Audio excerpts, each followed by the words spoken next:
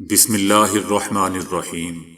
السلام علیکم دوستو، دنیا بھر کی خبروں میں آج آپ سنیں گے، لیکن اس سے پہلے اگر ہو سکے تو لائک اور سبسکرائب کا بٹن ضرور دبا لیں۔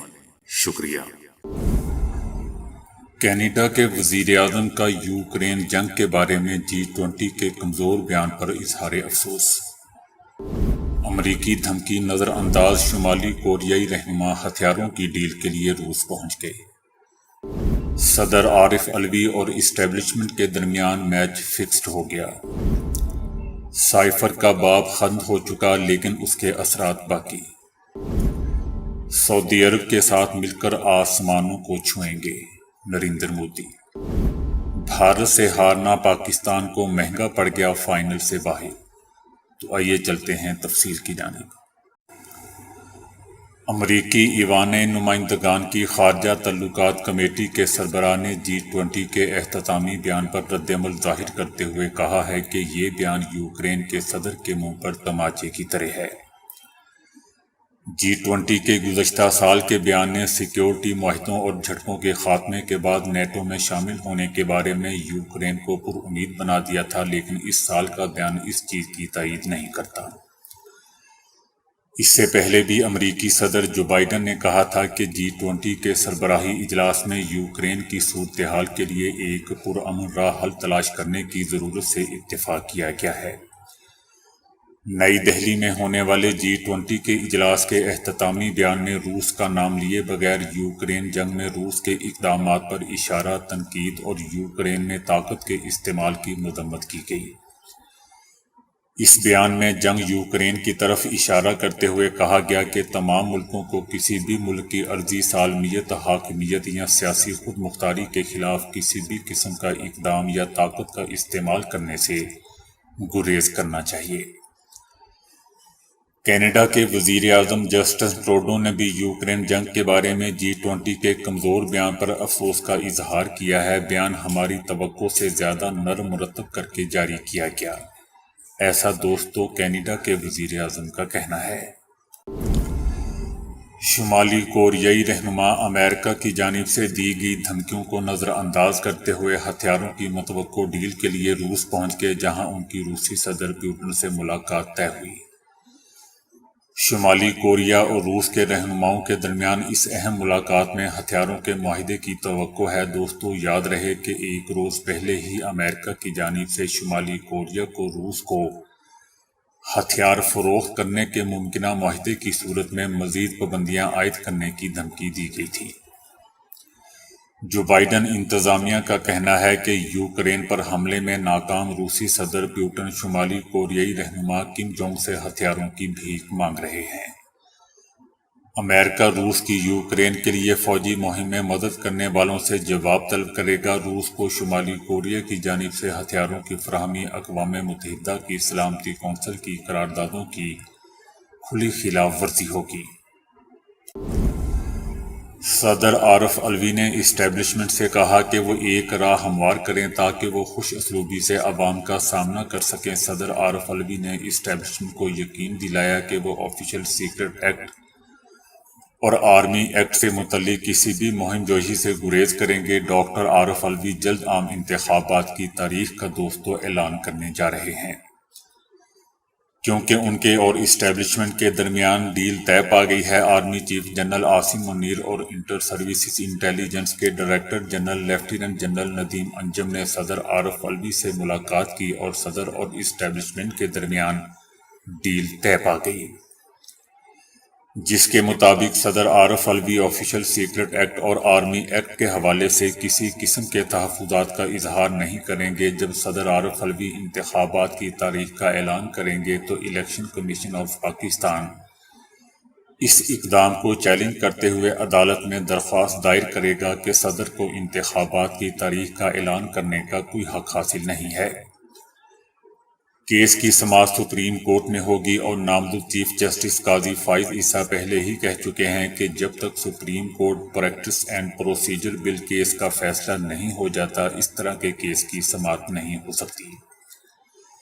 الیکشن کمیشن حلقہ بندیوں کے عمل کی تکمیل کو انتخابات میں تاخیر کے بہانے کے طور پر بھی استعمال کرے گا۔ صدر عارف الوی اور اسٹیبلشمنٹ کے درمیان دوستو فکس میچ کھیلا جائے گا۔ امریکہ نے ایک بار پھر اس بات کو دہرایا ہے کہ امریکہ پاکستان میں کسی ایک جماعت کی حمایت نہیں کرتا، البتہ صرف آزادانہ اور منصفانہ الیکشن چاہتا ہے۔ امریکی وزارت خارجہ کے ترجمان سے جب صحافی نے سوال کیا کہ سائفر کا باب تو بند ہو چکا ہے لیکن اس کے اثرات اب سامنے آ رہے ہیں، افغانستان کی معیشت پاکستان کے مقابلے میں مستحکم ہو گئی ہے، اس پر امریکہ کا کیا موقف ہے؟ انہوں نے جواب میں کہا کہ میں متعدد بار کہہ چکا ہوں کہ امریکہ پاکستان میں معیشت کی بحالی اور ملکی ترقی کے لیے اصلاحات کا حامی ہے اور اس سلسلے میں پاکستان کی حمایت جاری رکھیں گے۔ ایک اور صحافی نے سوال کیا کہ پاکستان میں متعین امریکی سفیر نے 2 ہفتے کے دوران پاکستان کے چیف الیکشن کمشنر سے 2 بار ملاقاتیں کی ہیں، کسی بھی ملک کے الیکشن کمشنر سے ملنے کا کیا مطلب ہو سکتا ہے؟ امریکی وزارت خارجہ کے ترجمان نے اس سوال کا جواب دینے سے گریز کرتے ہوئے کہا کہ آپ اپنے اس سوال کے جواب کے لیے امریکی سفارت خانے سے رجوع کر سکتے ہیں، جو یقینی طور پر مجھ سے زیادہ بہتر جواب دینے کی درست پوزیشن میں ہوں گے۔ میں اس معاملے پر صرف اتنا کہہ سکتا ہوں کہ امریکہ آزادانہ اور شفاف انتخابات کا حامی ہے اور پاکستان میں کسی ایک مخصوص جماعت یا شخص کی حمایت نہیں کرتا۔ پاکستان میں صرف عوام کے ووٹوں سے منتخب ہونے والی حکومت کی ہی حمایت کریں گے۔ بھارتی وزیر اعظم مودی نے کہا ہے کہ یہ اکنامک کوریڈور صرف 2 ممالک کو نہیں جوڑے گا بلکہ ایشیا، مغربی ایشیا اور یورپ کے درمیان اکنامک گروتھ کو بڑھانے میں مدد کرے گا۔ سعودی عرب کے ولی عہد شہزادہ محمد بن سلمان کے ساتھ 2 طرفہ بات چیت کے بعد وزیر اعظم نریندر مودی نے کہا کہ بھارت کے لیے سعودی عرب ایک اہم سیاسی شراکت داروں میں سے ایک ہے۔ بھارت اور سعودی عرب دنیا کی 2 بڑی اور تیزی سے بڑھتی معیشتیں ہیں، ایسے میں ہمارا آپسی تعاون پورے علاقے میں امن و امان اور استحکام کے لیے اہم ہے۔ دونوں ممالک نے اپنی شراکت داری کو اگلی سطح پر لے جانے کے لیے کئی پہلوؤں کی پہچان کی ہے۔ انہوں نے کہا کہ اقتصادی کوریڈور دونوں ممالک کے لیے بے حد اہم ہے۔ انہوں نے مزید کہا کہ سعودی عرب کے ولی عہد شہزادہ محمد بن سلمان کے وژن 2030 اور لیڈرشپ میں سعودی عرب شاندار اکنامک گروتھ حاصل کر رہا ہے۔ سعودی عرب کے ولی عہد محمد بن سلمان نے بھی کہا کہ بھارت اور سعودی عرب کے رشتوں میں کبھی کڑواہٹ نہیں رہی ہے۔ ایشیا کپ کے سپر 4 مرحلے میں بھارت کے ہاتھوں 228 رنز کے بڑے مارجن سے شکست نے قومی ٹیم کے ایونٹس کے فائنل کھیلنے کی راہ میں مشکلات کے نئے انبار لگا دیے۔ بھارت کے خلاف شکست کے بعد قومی ٹیم ایشیا کپ میں پوائنٹس ٹیبل پر 2 پوائنٹس کے باوجود تیسری پوزیشن پر آ گئی ہے، جبکہ اس کا نیٹ ریٹ بھی منفی ہو گیا ہے۔ میزبان سری لنکا دوسری پوزیشن پر موجود ہے۔ آئی لینڈز نے بنگال ٹائگرز کو سپر 4 مرحلے میں شکست دے کر ایونٹ سے باہر کیا اور ان کا نیٹ ریٹ بھی پاکستان سے بہتر ہے، جبکہ پاکستان کو اپنا آخری میچ سری لنکا کے خلاف کھیلنا ہے۔ اگر میچ میں بارش ہوئی یا قومی ٹیم کو شکست ہوتی ہے تو فائنل کھیلنے کی امیدیں ختم ہو جائیں گی۔ سری لنکا اور پاکستان کا میچ بارش کی نظر ہوا تب بھی پاکستان ایونٹس کے فائنل سے محروم رہے گا، کیونکہ نیٹ ریٹ پر سری لنکا گرین شرٹ سے بہت آگے ہے۔ بھارت کے خلاف 228 رنز کی تاریخی ہار نے پاکستان کو تقریباً ٹورنامنٹ سے باہر کر دیا ہے۔ پھلوں کے اوپر موجود سٹیکر تو سب نے دیکھے ہوں گے، لیکن کیا آپ جانتے ہیں کہ ان کا کیا مطلب ہوتا ہے؟ صاحب جی یہ دیکھیں، یہ ایکسپورٹ کوالٹی مال ہے، اس کے اوپر سٹیکر بھی لگا ہوا ہے۔ پھل خریدنے جائیں تو یہ جملہ اکثر ہماری سماعتوں کا حصہ بنتا ہے، لیکن ہم میں سے زیادہ تر افراد اس بات کو زیادہ اہمیت دینے کو تیار نہیں ہوتے، بلکہ پھل والے سے یہ کہہ بھی دیتے ہیں کہ بھائی یہ سٹیکر تو تم نے خود ہی چپکائے ہوں گے۔ اگر اس پھل کے اوپر سٹیکر پر 4 ہندسوں کا کوڈ درج ہو جو کہ 3 یا 4 سے شروع ہو رہا ہو، تو اس کا مطلب یہ ہے کہ یہ پھل یا سبزی زراعت کی جدید ٹیکنالوجی کے استعمال سے بنائی گئی ہے اور اس میں فرٹیلائزر کا بڑی مقدار میں استعمال کیا گیا ہے۔ اگر اس سٹیکر پر 5 ہندسوں کا کوڈ موجود ہو جو کہ 8 سے شروع ہو تو اس کا مطلب ہے کہ اس پھل کی تیاری کے دوران جینیٹک ٹیکنیک کا استعمال کیا گیا ہے۔